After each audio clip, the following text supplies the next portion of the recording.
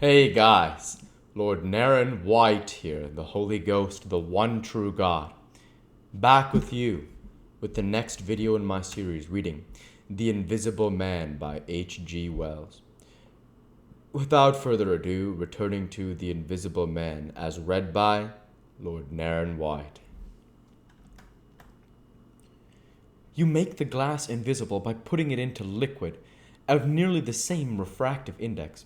A transparent thing becomes invisible if it is put in any medium of almost the same refractive index.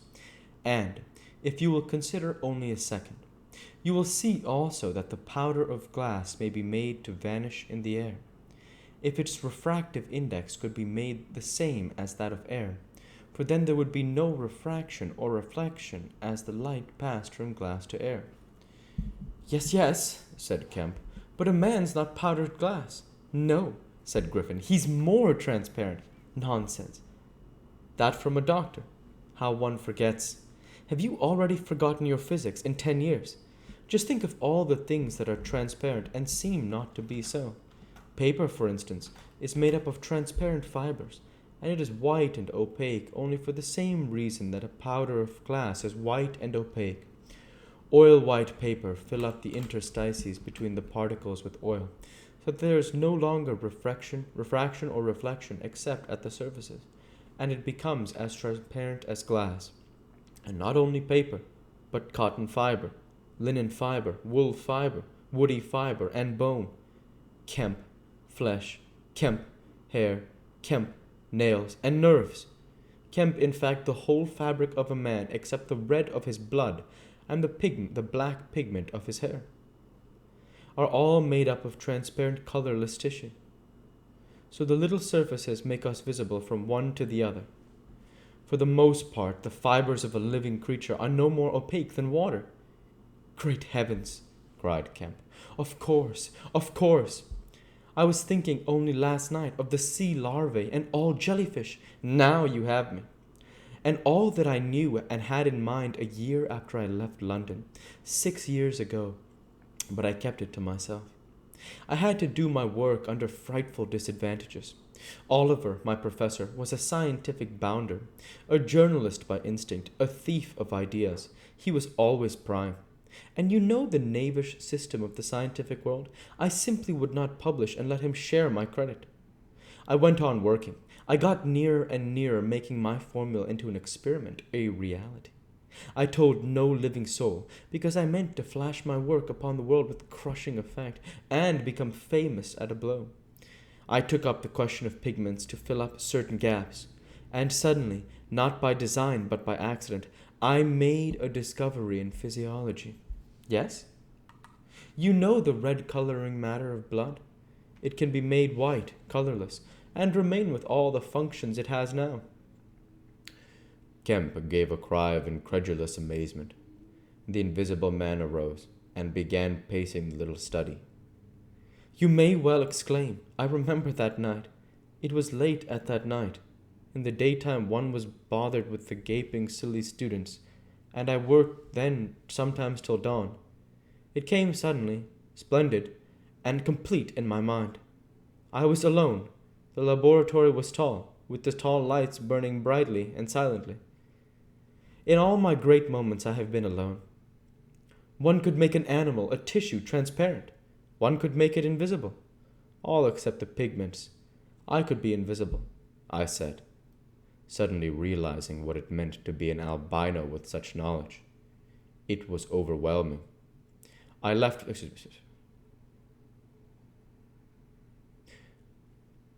This is still in his perspective. I said suddenly, realizing what it meant to be an albino with such knowledge. It was overwhelming. I left the filtering I was doing, and went and stared out of the great window at the stars. I could be invisible, I repeated. To do such a thing would be to transcend magic. And I beheld, unclouded by doubt, a magnificent vision of all that invisibility might mean to a man, the mystery, the power, the freedom. Drawbacks I saw none. You have only to think, and I, a shabby, poverty-struck, hemmed-in demonstrator, teaching fools in a provincial college, might suddenly become this, I ask you. Kemp, if you, anyone, I tell you, would have flung himself upon that research, and I worked 3 years, and every mountain of difficulty I toiled over and showed another from its summit, the infinite details, and the exasperation. A professor, a provincial professor, always prying, "When are you going to publish this work of yours?" was his everlasting question. And the students, the cramped means, 3 years I had of it. And after 3 years of secrecy and exasperation, I found that it was impossible. Impossible!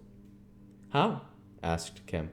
"Money," said the invisible man, and went to stare out of the window. He turned around abruptly. "I robbed the old man, robbed my father.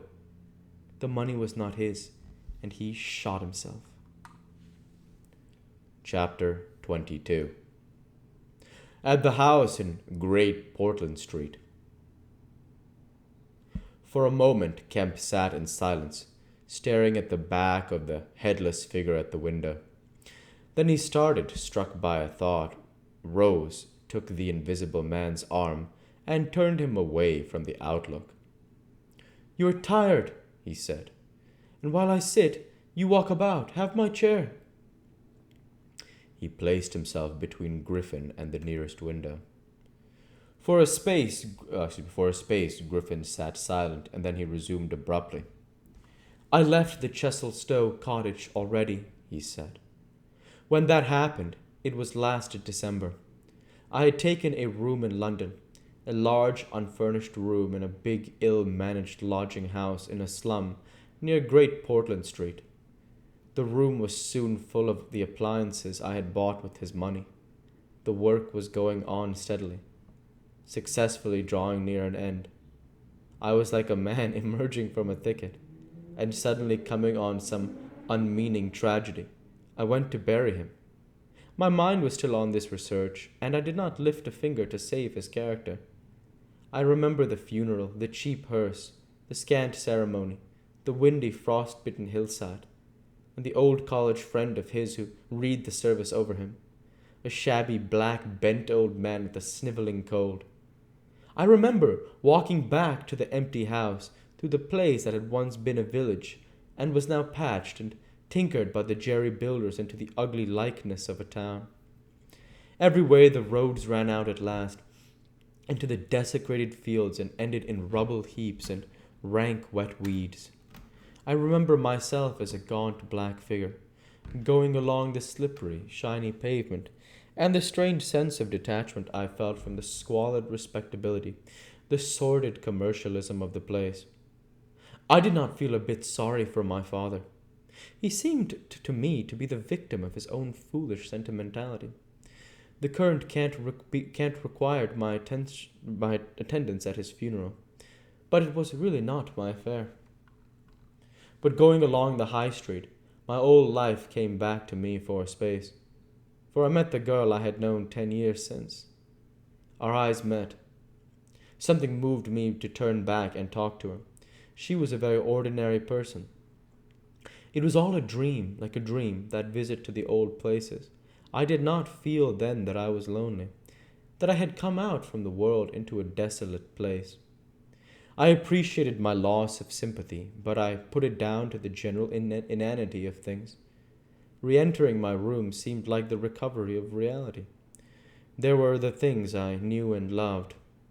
There stood the apparatus, the experiments arranged and waiting, and now there was scarcely a difficulty left beyond the planning of details. I will tell you, Kemp, sooner or later, all the complicated processes. We need not go into that now. For the most part, saving certain gaps, I chose to remember. They are written in the cipher in those books that Tramp has hidden. We must hunt him down. We must get those books again.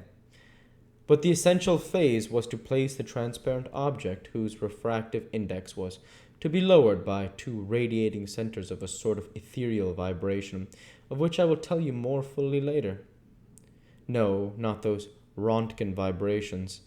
I don't know that these others of mine had been described, yet they are obvious enough. I needed 2 little dynamos, and these I worked with a cheap gas engine. My first experiment was a bit of white wool fabric. It was the strangest thing in the world to see it in the flicker of the flashes soft and white, and then to watch it fade like a wreath of smoke and vanish. And we'll go ahead and stop there for this week. As usual, I want to say thank you for watching, and I hope you enjoyed. Please like, comment, and subscribe, as it greatly helps the channel. Light be with you all.